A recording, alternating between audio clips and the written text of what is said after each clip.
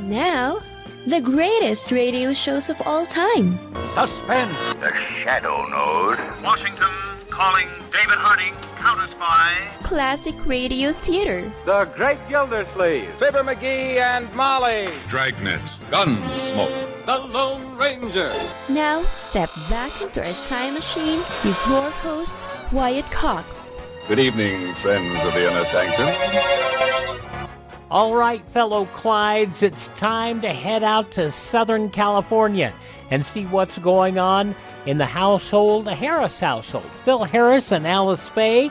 This episode from March 4th, 1951, as Phil is awaiting his call from Darryl Zanuck to get back into the movies.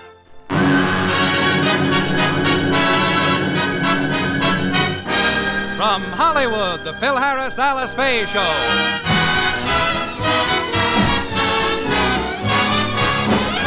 For your enjoyment, here is the Phil Harris-Alice Faye Show, written by Ray Singer and Dick Chevrolet, with Elliot Lewis, Walter Tetley, Robert North, Janine Roos, Ann Whitfield, Walter Scharf and his music, yours truly, Bill Foreman, and starring Alice Faye and Phil Harris.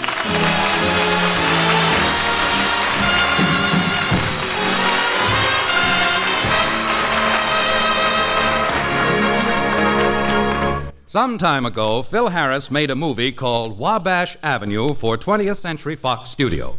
At the time, the head of the studio, Darryl Zanuck, promised to call Phil for another picture job if his performance in Wabash Avenue was satisfactory. As we look in the Harris home, Phil is waiting for the call. Phil, may I please use the phone? No. Nobody's using this phone until I get that call from Zanuck. But, Phil, you've been sitting at that phone for a year and a half now. I don't think he's going to call. It hasn't been a year and a half. It's only 17 months, 3 weeks, and 4 hours. That's the trouble with you women. You don't have any patience. Oh, Phil, I don't like to put a damper on this, but perhaps Mr. Zanuck didn't like your performance. Oh, come now, Pamela. You've been doing jackknives in the shallow end again.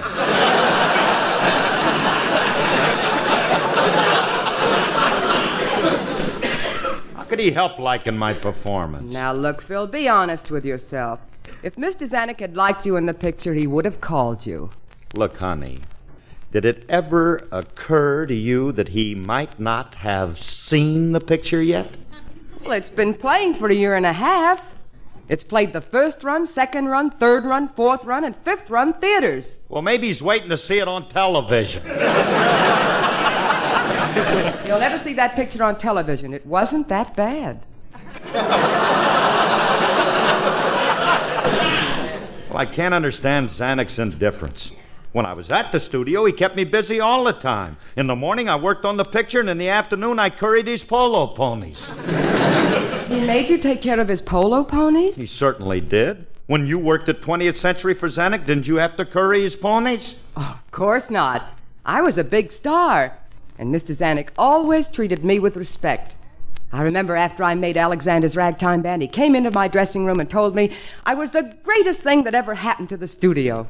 Gee, I bet that made you happy. Oh, it sure did.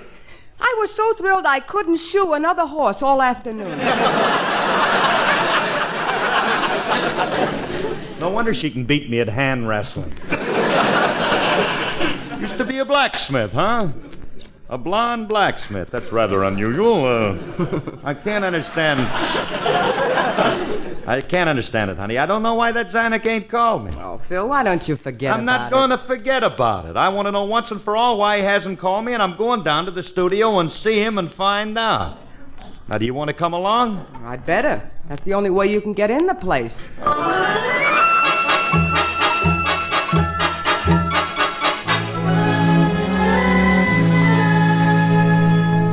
Oh, Mr. Zanuck. Yeah, what is it, Miss Roberts? Phil Harris is waiting to see you. Who? Phil Harris. You know, Mr. Alice Faye. Oh, him. What does he want? Well, he says he wants to see you about making another picture. Oh, he's kidding. Who'd be stupid enough to hire him? Well, you hired him to make a picture once. You put him in Wabash Avenue and you paid him a lot of money. All right. Stop rubbing it in. I make one mistake in 20 years, and you don't let me forget it. He insists on seeing you, Mr. Zanuck. Shall I send him in? No. Miss Faye is with him. Alice is here? Oh, well, that's different. Send her in. Very well. Miss Faye, will you come in, please? Thank you. Alice, darling, how are you, dear? Oh, I'm fine, Mr. Zanuck. Hiya, Derry, old scout. You know, Alice, we certainly miss you around here. Well, I miss being here. I miss being here, too.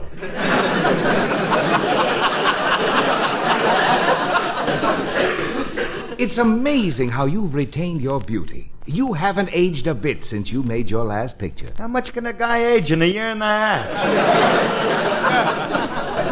I'm talking to Miss Faye. Now tell me, Alice, have you come back to make another picture? No, I haven't. Now ask me.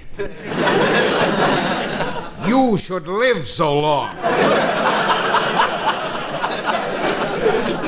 Alice, why don't you want to make another picture? Well, I gave up my career when I got married. You see, Phil's talent is supporting me now. He's the breadwinner of the family. When was the last time you had a square meal? Now, just a minute, Zan. This kid eats regular. I see to it that she gets her ham hocks 3 times a day. Don't you, Alice? Oink, oink, dear. Alice, I wish you'd reconsider. After all, you were a big star. Your name means a lot. And I have a wonderful idea. I'm thinking of doing the story of your life. The story of my life? Oh, well, that's very flattering. I'd love that. Oh, you won't regret it. I can see the title now. The Alice Faye Story, starring Betty Grable. Starring Betty Grable? Why should Betty Grable play me? I guess they couldn't get Larry Parks, honey. Look, Zanuck, forget about Alice. Now, how about using me in another picture? I'm sorry, Harris, but we're not in the market for a comedian. I say comedian.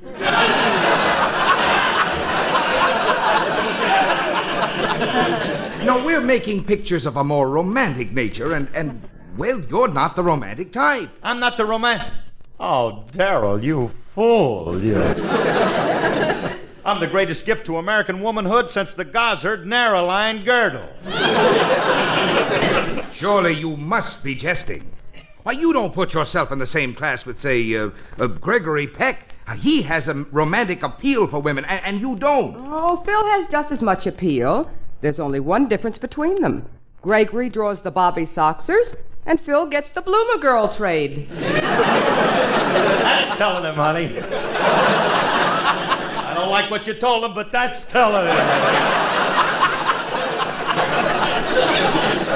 Hey, Mr. Zanuck, for your information, I can do anything that Gregory Peck can do. Oh, you can, huh? Do you think you could do something like 12 o'clock high? Well, that's a little early for me. But if necessary, I can get high anytime you want. Make it around the cocktail hour, and I can do it with both hands full of pretzels. Look, Mr. Zanuck, won't you give me a chance at a romantic lead? I'll fracture the public. I can act. Now, honestly, you saw me in Wabash Avenue. What did you think of my acting? Well, I must admit it wasn't bad. It wasn't good, but it wasn't bad. But it certainly wasn't good. Harris, you're not a bad-looking fellow, really, but somehow your face just misses. Mrs. What? Leave well enough alone, dear. Mr. Zanuck, I think Phil could play romantic leads. Well, if his features were just a little finer, I might give him a trial. You know, Harris, if you were to change your features, I think it would make you look better. Changing my features would make me look better? That's like asking Jane Russell to model shoes.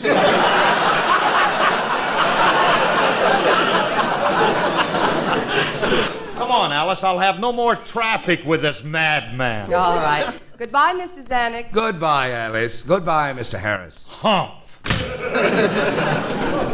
I don't need him for a job in pictures. There are a lot of other studios after me. I guarantee I'll never work at this studio again, unless they ask me. It's a wonderful studio to work in, Phil. I made all my pictures here. Sort of like home to me. And Phil, there's the soundstage where I recorded 2 of my favorite songs. Oh? I'll see you in about 2.5 minutes, folks. Probably closer to 3, as we're not going to have Alice's song. Phil Harris-Alice Faye, March 4th, 1951, here on Classic Radio Theater with Wyatt Cox. Now Alice has finished her song, so let's get back to the Phil Harris-Alice Faye show, March 4th, 1951, here on Classic Radio Theater with Wyatt Cox. Oh, Philip, I thought you'd never get home. What did Mr. Zanuck say about doing another picture for him? Well, Willie, he wants me, but... But what? But not with his face. Well, that's understandable. What else did he say? He wants me to change my face. Don't do it, Philip. Please don't do it. Oh, you like my face the way it is, huh? No, it isn't that. Well, then why don't you want me to change it? It took me 10 years to get used to it. My stomach is just starting to settle down, and I don't want... All right. All right, so you got a settled stomach. Big thing. My stomach had just started... Hey, honey, I wonder if Zanuck is right. He told me I have the face of a comedian. Maybe I ought to have it changed. Oh, don't do it, Phil. I like your face the way it is, and I don't care how much people laugh at it. Oh, this kid's nuts about me. Look, I think Zanuck has a lot of nerve criticizing my looks. No, don't feel bad, Philip. After all, everybody can't be as good-looking as I am. Naturally. Tell me more, horseface. What makes you think that you're so good-looking? Well, you can see for yourself, Philip. Just take my features apart. Oh, this is going to be a pleasure. Now stand still while I unscrew your ear. Leave me alone. Oh, Phil, you don't have to change your face. A lot of leading men aren't handsome. They just look like that because of makeup. Makeup? That's it, makeup. All I got to do is to make myself up to look romantic. Hey, Alice, what type of romantic lead do the women go for today? Well, they just made a picture about Rudolph Valentino, and the women are swooning over him again. Oh, yeah, that Latin type. Perfect for me. I have the olive skin. Are you kidding, Clyde? The closest your skin ever got to an olive is when you're drinking a martini. Phil, don't be ridiculous. Phil, you're not the Latin type. Well, with makeup, I can look that way. All I got to do, look, is slick my hair back, grow sideburns, a little mustache, and squint my eyes like I'm reading the small print on an insurance policy, and I got it. It won't work, Phil, believe me. I'll show you that it will work. I'll go upstairs, put some makeup on, and you won't be able to tell me from Valentino. Don't go away.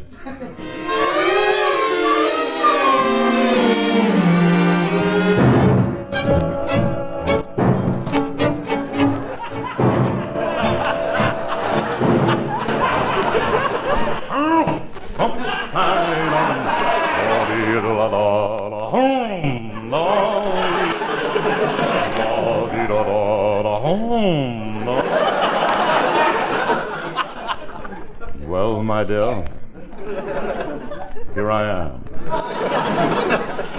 What do you think of me now? Oh, no. Oh, quick, Alice, get the baking soda. There goes my stomach again. Silence, gringo. Come, my love. Leave for us to tango. Phil, what are you squinting for? This is my language look. Come with me, we dance.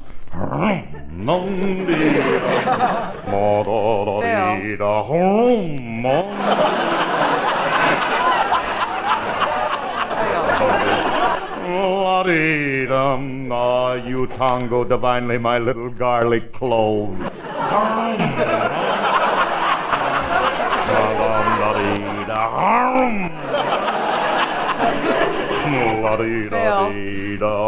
What is it, my dear? You'd better open your eyes. You're dancing with Willie. Willie? I wondered why I had my arm went around you twice.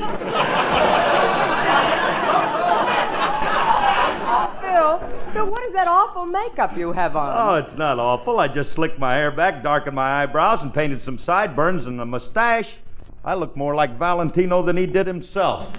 And I'll bet you on the screen that you wouldn't be even able to tell. I'll get that.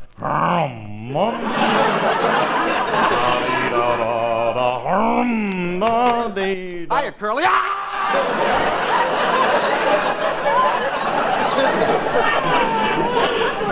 Frankie, what are you screaming for? Don't you know who I am? Yeah, but I didn't expect to find you here, Groucho.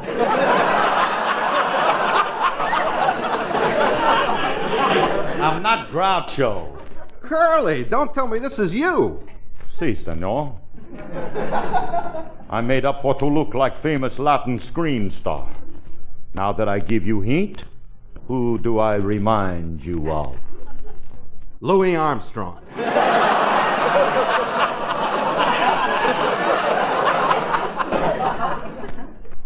No.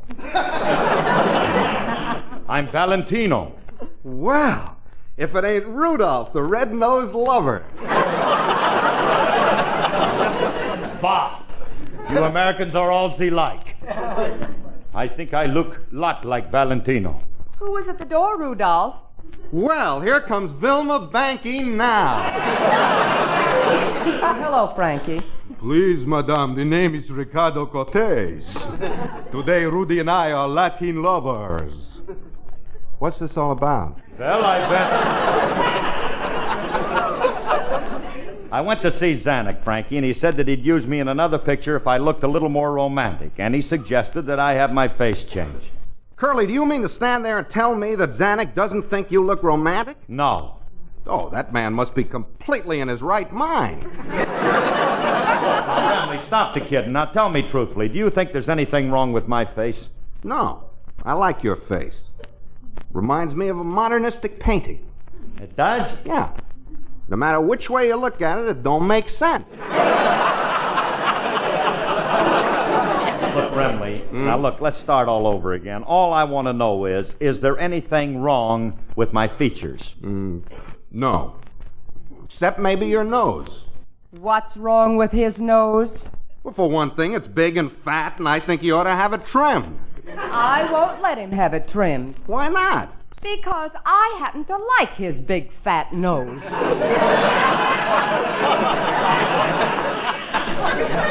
Oh, thank you two, not to make fun of my probiscuit. Now, wait a minute, Alice. Wait just a second. Maybe Frankie's right. Maybe I ought to have my nose fixed. No, I won't let you have it trimmed. Well, at least let him have a tinted flesh color. Looks like a ripe tomato. It ain't that red. It ain't, huh? You remember yesterday when we were downtown standing on the corner? So? So a bus stood there for 2 hours waiting for your nose to change. Remley, you're reaching. You've been listening to daytime programs, Remley. But you might be right about my nose being a little wide. Now, that I'll grant you. Frankie, what do you think I ought to have done to it to make it look a little different? I don't know, Curly. Let me think. Now, Phil, I don't want you to touch your nose. Don't tell me what to do. It's my nose, and I'll do what I want to with it. And if I feel like it, I may even have it turned upside down. That's it, Curly. Upside down would make you look different. Shut up. Hey, Curly, why don't you have your nose slenderized? Just clipped a little. Well, that's more like it, but I don't know anything about that stuff. Where do I go? I know a clip joint. I don't want my nose rolled. I just want it fixed a little bit. Look, Alice, movie stars have a lot of this work done. Where do they go when they want their noses fixed? Well, I always went to I mean, most of them go to Dr. Rayner. He's a wonderful plastic surgeon. But please, Phil, I don't want you to... Honey, I've made up my mind. My public wants me with a new nose, and they're going to get it. Come on, Remley, you go with me. Alice, you call Dr. Rayner and make an appointment for me. Tell him I'm on my way down. And I'm bringing my nose with me. So long. Oh, this is the craziest thing Phil has ever done. I don't want him to have his nose changed. Hey, wait a minute. I know Dr. Rayner very well, and if I call him and ask him to do something for me, I'm sure he'll do it. Alice has a plan to overcome Phil and Remley. Let's see what happens. March 4th, 1951, the Phil Harris-Alice Faye Show. The conclusion comes up following these important messages here on Classic Radio Theater with Wyatt Cox, here on your favorite radio station.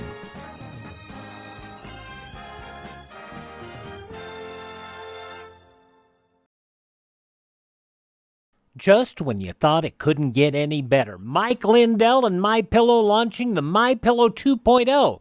Now, when Mike invented MyPillow, it had everything you could want in a pillow.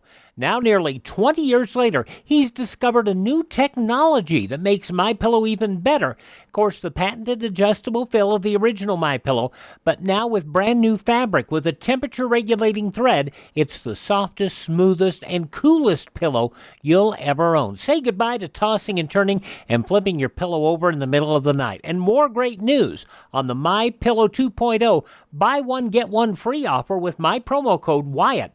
MyPillow 2.0 is 100% made in the USA, 10-year warranty, 60-day money-back guarantee. Go to MyPillow.com, click on the radio podcast square to receive the MyPillow 2.0 buy one, get one free offer. Use my promo code Wyatt or call 1-800-928-4715.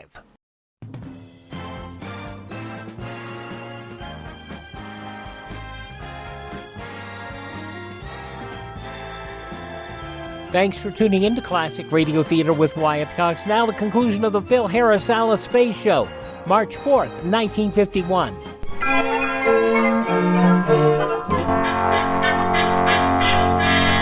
Hey, Remley, I hope this doctor's as good as Alice says he is. Well, he must be, or Alice wouldn't have Hiya, Mr. Harris. Oh, hello, Julius. Don't bother me, kid. I'm in a hurry. Where you going? I'm on my way to see a plastered surgeon.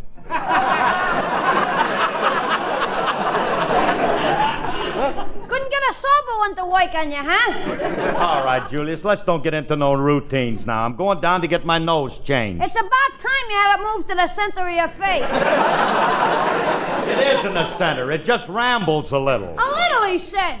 It's spread all over your kisser. I never seen such a broad nose. It ain't that broad. Then how come every time you exhale, you get a draft on both shoulders? Now, look, kid, Mr. Harris does not have a broad nose. No? Just looks that way because he has very narrow shoulders. Now, wait a minute, fellas. I don't have to stand here and take this kind of stuff from you guys. I can team up with Lum and Abner if I want to do homespun humor, you know. Mr. Harris, why are you going to have your nose changed? So that it'll help my appearance. I think you're making a mistake. If I was you, I wouldn't touch your nose. You wouldn't? Why waste time on your snaz when the rest of your face is such a mess? Curly's face is not a mess. He has fine classical features. Outside of his nose, show me one thing wrong with them. Look at his profile. Look at the way his chin recedes. Which one? All three of them. He looks like he just had his throat terraced. And another thing, look at all them lines in his face. Ah, they're hardly noticeable. Besides, a little putty can always fill them in. I've never seen lines like this. Here's an unusual one. Looks like a detour on a road map. And look at this one. Mr. Harris, right here, you got a very funny line. It's about time I had a funny line. Now, will you beat it, Julius? I got to get to the doctor. What doctor you going to, Mr. Harris? Dr. Rayner? Hey, he's a good man. He operated on my aunt's nose. She had a big beak, but he fixed that. He removed the bone. The whole bone? Well, how does she look? Like a turkey.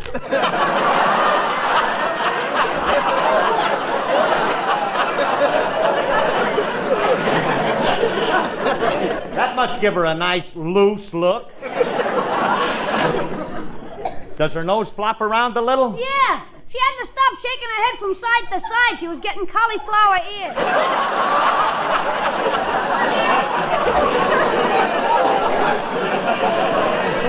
Well, have a nice operation, Mr. Harris. Curly, was that a dirty laugh? Well, I wouldn't want to hear it in the middle of the Tennessee waltz. Hey, Remley, maybe I shouldn't have this surgery done. Nah, don't let that kid scare you. Dr. Rayner is a great surgeon. Come on, here's the building he's in. Let's go on up, Curly. Frankie, now maybe Julius wasn't kidding. This guy might ruin my looks. There must be other plastic surgeons, but where could a guy find one? You have come to the right man, Harris. Rope! Old Tringer Finger.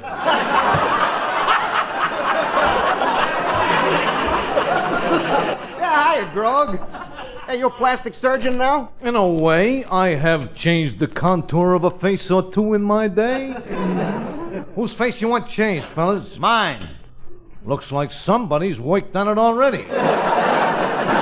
However, maybe I can help you.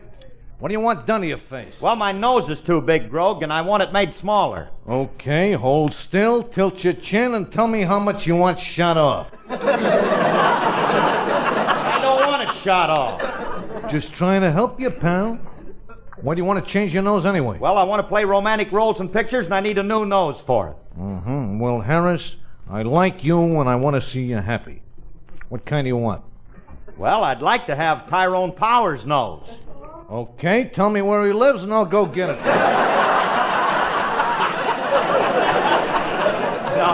No, I'd rather not. If Ty ever caught cold, I'd have to go around sneezing for him. Take me to Europe and all around. Now, look, Grog, Mr. Harris doesn't want you to work on him, but maybe you can recommend a good plastic surgeon. Well, I happen to know the best.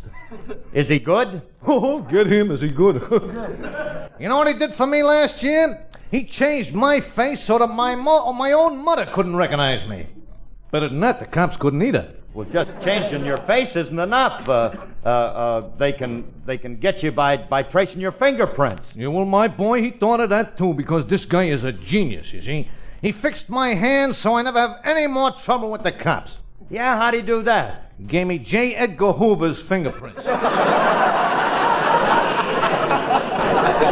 See, that's why you don't read too much about Mr. Hoover anymore. He's too busy thinking up alibis for the jobs I pull. Brogan, I don't believe this man is the man I want to go to. You're making a mistake, kid, because my boy is a great doctor. He's fixed the noses of a lot of celebrities. Name one. Jimmy Durante. Oh, he did a good job. Great job. What did he use on him, a nut pick?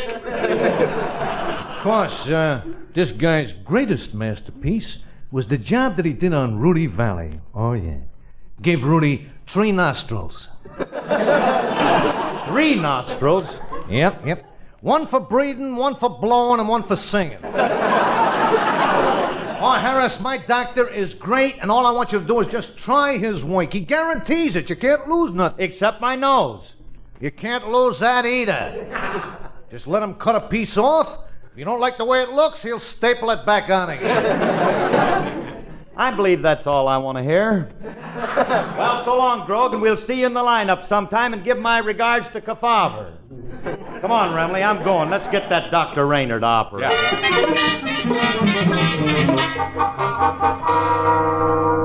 Phil, Dr. Rayner just operated on your nose 2 hours ago. You shouldn't take the bandages off Nonsense. yet. I'm taking the bandages off now. I want to see how I look because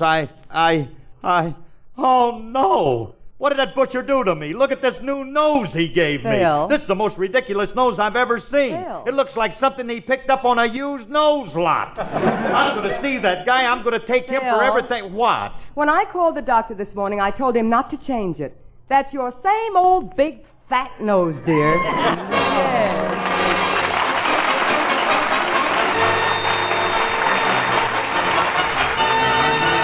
This program was produced and directed by Paul Phillips. Included in today's cast were Gene Bates, Sheldon Leonard, and Marvin Miller.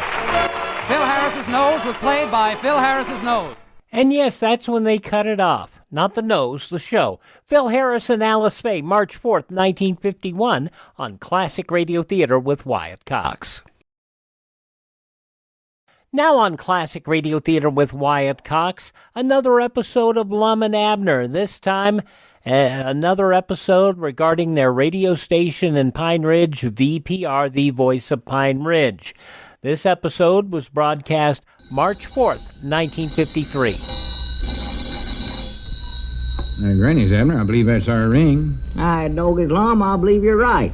I'll see. Hello, jot 'em down, store. This is Lum and Abner.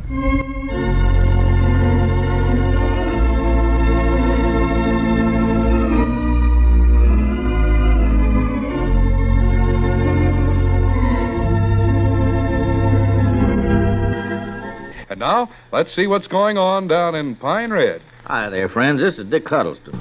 You know, Moe's Moots, Lum and Abner's only current sponsor on their station VPR, has had 2 different shows in 2 days, and he didn't like either one of them. But our 2 old friends are pretty resourceful, and they've dreamed up still another type of program for Moe's. I don't know whether you'll like it or not, but there's nothing like trying. Lum, I don't think we ought to try broadcasting again after the way folks around here has been complaining about us. Well, we've got to broadcast. We've got this new show fixed up for Moe's Moots. And he's sitting over at his barber shop waiting to hear it. Yeah, that's all he does, sit there and listen to us and strop that razor. Get mad and complain. Ezra Seastrunk said he got so mad yesterday he cut the razor strop half in 2. Well, I do know. He made a mistake and throwed one of them boiling hot towels on his own face. Well, I hope you don't bring that razor over here. Yeah, I do too. But I'll tell you, everybody around here says that when we get on the air, we drown out all the other programs, and we're the only ones they can hear. Well, one thing we're doing, we're getting his razor sharper anyway. Yeah, thank goodness we'll get better shaves out of it. Well, what can we do, Lum? Art we to go on, or art we not to? Well, the folks don't like it. Got to go on. Oh? Well, anything you say. Nothing we can do about that. Ernest Macmillan said this shortwave set of ours just happened to be on some canal or channel or something like that. Canal? Well, I forget just what word he used. Anyway, he says the thing's fixed up to where folks can pick it up on their local radios, and even if they don't have shortwave sets. Well, Lum, I know we ain't on no canal. There's that creek that runs south of town there. Well, just forget it, Abner. Of course, there's a Panama Canal, but, Lord, we ain't on that, The surely. only thing that matters is that the folks around here can hear it. I know, and that's just what they're kicking about. They can hear it. Yeah, but if they couldn't hear it, we wouldn't have no radio station. We'd be out of business. Yeah, personal, I ain't sure we're in it. Moe's Moots is actually the only sponsor we got, Lum. And so far, we ain't studied up no program that seems to satisfy him. Well, I know he's going to like this new one. He's bound to. He is, huh? Yeah, he said he wanted a program with lots of human natures in it. And I, Granny, that's what we're going to give him. Well, I don't know. Oh, he'll like it, don't worry. All right, you fellas, come on around the microphone here, everybody. Just about ready to start. Yeah, they all got their places, Lum. Good. Now, you all recollect what you're supposed to do. Well, ain't nothing to it. Cedric, try not to go to sleep when you're cranking on that generators, neither. Yes, Mom, I won't. Well, I believe we're all ready, Lum. All right, start cranking, Cedric. Yes, Mom. Main switch there, Abner. Got it. Roger. Here we go. Evening, folks. This is radio station VPR, the voice of Pine Ridge, broadcasting direct from our main studios in the heart of downtown Pine Ridge. And this is your old favorite, Lum Edwards, the announcer that grins while he talks. That sounds good, Lum. And now, the new Moe's Moots program. MFB. MFB. Yes, Moe's Moots means fine barberin'. Yep, Moe's Moots means fine barberin'. Yes, Moe's Moots means fine barberin'. Yeah, Moe's meats, moons, moose hot meat, bones, meat, moose. Fine barberin', Cedric. Oh, a fine barberin', Cedric. Yes, sir. Go to Moses for your next haircut. So round, so short, so fully clipped. And now Moe's Moots, the careful barber, using only the lighter, the finer, the sharper razor, brings you the that's enough, Abner. Oh. The Court of Human Beings. Abner, that was for yesterday's show. Oh, excuse me, I leaned on it again. The path of domestic human life is not all as happy as a bird song. No, it is filled with hard problems. Unhappy folks from all over Pine Ridge comes to the Court of Human Beings to seek advice.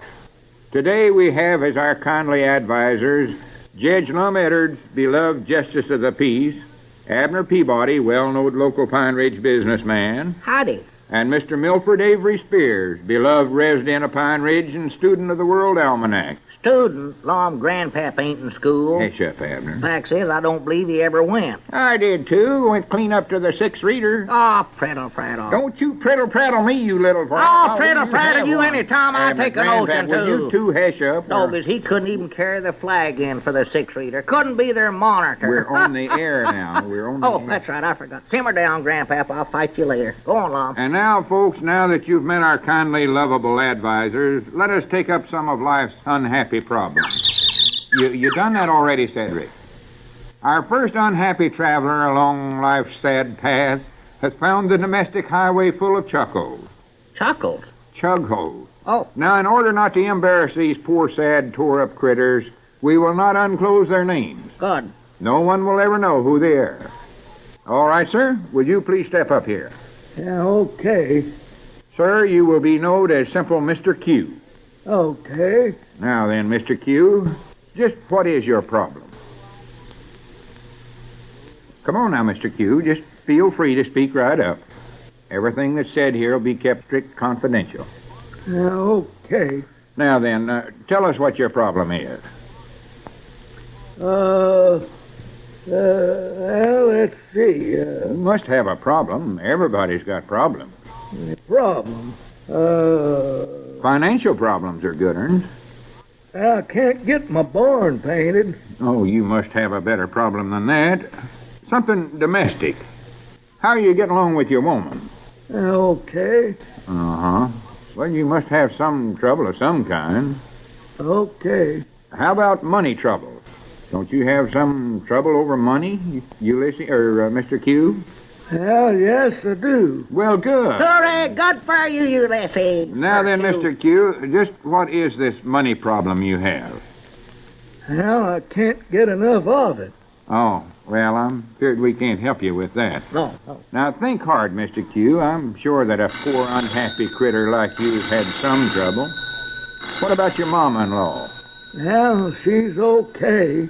I believe that's our ring, Lom. Oh, me. When are we going to recollect to disconnect that thing? I'm sorry. No, I never can think of it. Hello. Oh, yeah, Mose. Oh, him. Well, we can't do that, Mose. Well, because we ain't solved this problem yet. Well, you can't change right in the middle this way. Never change Ulysses in the middle of a stream. Besides, I don't believe we could get hold of the little shavers. Do what? Oh, all right. Yeah, goodbye. What's he want us to do now?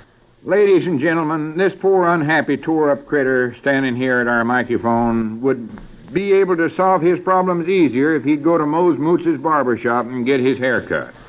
There. All right, now, Mr. Q, what is your problem? I don't believe he's thought it up yet, Lom. Well, now, Mr. Q, I don't believe you're concentrating on this. Anybody can look at you and tell you've got some terrible problems. Yeah, okay. Has your woman been staying out late at nights or something? No. Burning the toast? Oh, cooking's okay. Ain't she never acted like she was sort of interested in some other feller at a sociable or a box supper or something like that? No. Well, something like that must have happened, even to somebody like like your woman. How about the time at the 4th of July picnic? Didn't she team up with somebody else in the sack race? Well, let's see now. The sack race. Sure, and you got awful mad about it. Or at least ways I hope you did. Well, let me think now. Sack race. Yeah, I believe there was something like that. Now you're talking. Well, my advice to you... Wait a minute, Abner. We ain't got the problem straight yet. Yeah, let's see now. Who was that varmint that she teamed up with in that sack race? I can't recollect who that was. Now, let's see.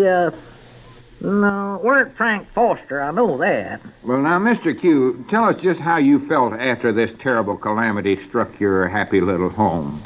How I felt, huh? Oh, you don't need to cover up how you felt. Recollect that everything you say here is kept strict confidence. Just unburden yourself. Pour out your poor breaking heart to us. You must have felt terrible when this blackguard, this villain, this wolf in a sheep's clothes, deliberate tried to break up your blissful marriage. No, it makes my heart ache to think about it. That snake in the weeds. Ought to be tarred and feathered. Run out of town, that's what he ought to be. Poor man, Mr. Q, you poor mistreated critter. Now, let's see now. Who was that varmint? Mr. Q, I'm going to let Mr. Spears, one of our beloved judges, give you the first piece of advice to help you try to find your way out of this unhappy predicament into which you have so treacherously been thrown. All right, Mr. Spears? Yeah, tell him, Grandpa. Well, if I was Ulysses, I'd take a good stout axe handle. Now, I recollect who that was, now. Good. Doggies, yes, sir, we'll pulverize the varmint. I'll scuffle with him. Who was it, Mr. Q? It's that low-down critter, Mose Moot. Mose Moot? Oh, my goodness. Oh, my gracious. goodness alive, you ought not to have said that.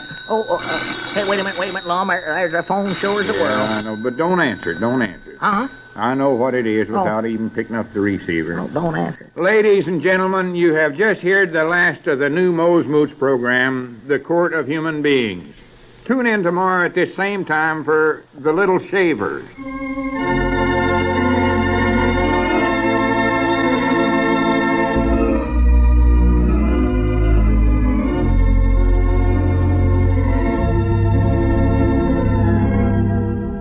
They just can't get anything that Mose Moose likes, or at least doesn't insult his intelligence.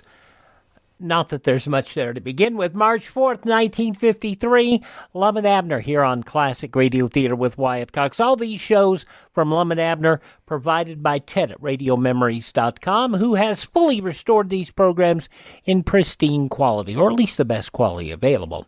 Visit Ted at RadioMemories.com. Shows available on cassette, CD, or flash drive for your computer. Visit my webpage, classicradio.stream. You miss a day, you don't have to miss a single show. All of our shows are available on demand at classicradio.stream. They're also available other places as well. You can find a list there, a recent list there. You can also find our social media links. You can contact me. If you want to support our shows, you can buy me a coffee. That buy me a coffee money goes toward us establishing and keeping our distribution channels up and running. Thanks for tuning in. Thank this station. Support their advertisers. Tell your friends the great radio shows are right here at this spot on the dial. Classic Radio Theater with Wyatt Cox on your favorite radio station.